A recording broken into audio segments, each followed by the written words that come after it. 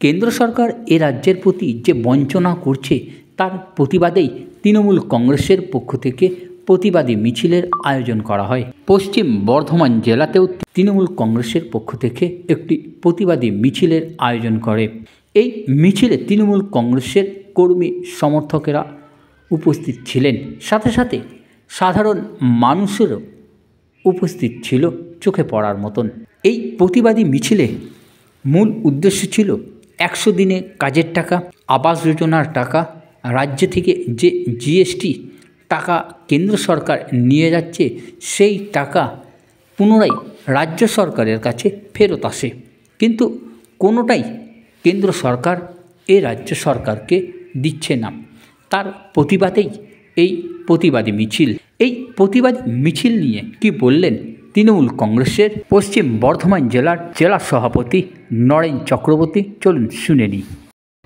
দেখুন, বাংলার মানুষ কেন্দ্রের যে বঞ্চনা, এই যে বাংলাকে ভাতে মারার চক্রান্ত, ভোটে হেরে এর বিরুদ্ধে মানুষ রুখে দাঁড়াবে এবং মমতা বন্দ্যোপাধ্যায়কে ধন্যবাদ জানাই যে তিনি একটা ঐতিহাসিক সিদ্ধান্ত নিয়েছেন, কেন্দ্রের মুখে ঝামা ঘুষে দিয়েছেন।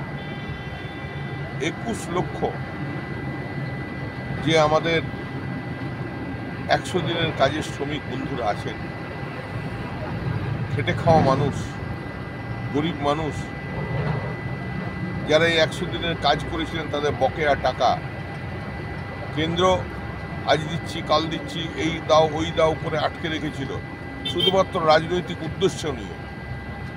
মমতা বন্দ্যোপাধ্যায় সেই 21 লক্ষ মানুষকে 21শে ফেব্রুয়ারি তাদের হাতে রাজ্য সরকার মারফত তাদের ব্যাংক অ্যাকাউন্টে টাকা পৌঁছে যাবে। কংগ্রেস শতবর্ষের দল, সেই দলের একজন নেতা ভারতবর্ষে লড়াই না করে বাংলায় এসেছেন, আর এমন কিছু মানুষকে নিয়ে ঘুরছেন সঙ্গে।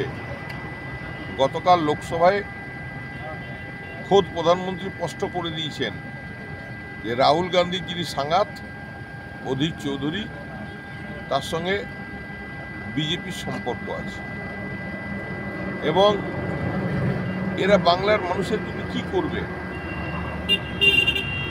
এরা তো বিজেপির হাতে তামাক খাওয়া লোক।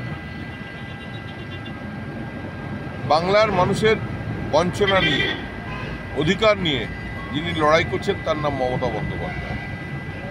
তাই রাহুল গান্ধী যতই রোড শো করুন, র্যালি করুন, সব লোক দেখানো কাজে কোনো লাভ হবে না। হ্যাঁ, মমতা বন্দ্যোপাধ্যায় উন্নয়নকে আটকে দেওয়ার জন্য একদিকে যেমন বিজেপি, অন্যদিকে কংগ্রেস আর তার দোসর সিপিএম, তারা দুজনে মিলে বাংলাতে সবাই মিলে বাংলাকে সন্ত্রস্ত করার চেষ্টা করছে। বাংলার মানুষ এটা মেনে নেবে না। একদিকে বিজেপি বিরোধী কথা আর অন্যদিকে তলে তলে বিজেপির সঙ্গে হাত মেলানো নেতাদের সঙ্গে নিয়ে ঘোরা, এটা বাংলার মানুষ ভালোভাবে নেবে না। দাদা, এবারে লোকসভা নির্বাচনে কত সিট পাবে এই রাজ্যে তৃণমূল কংগ্রেস? দেখুন, এবার লোকসভা নির্বাচনে বাংলার মানুষ 42-এ 42 দিয়ে তৃণমূল কংগ্রেসের পাশে দাঁড়াবে। মানে এটাতে কি বিজেপি জামানা বাজেয়াপ্ত হবে বলে মনে হচ্ছে?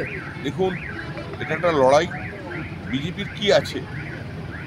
শুধু সাম্প্রদায়িকতাকে মূলধন করে এরা মাঠে নেমেছে, আর মমতা বন্দ্যোপাধ্যায় উন্নয়নকে সঙ্গী করে মাঠে নেমেছে। সুতরাং বাংলার মানুষ উন্নয়নকে দেখেছে, উন্নয়ন কাকে বলে, উন্নয়নকে পরখ করেছেন, উন্নয়নকে চেখে দেখেছেন, উন্নয়নকে উপভোগ করছেন। সুতরাং বাংলার মানুষ উন্নয়নের সপক্ষেই ভোট দেবেন বলে আমার দৃঢ় বিশ্বাস।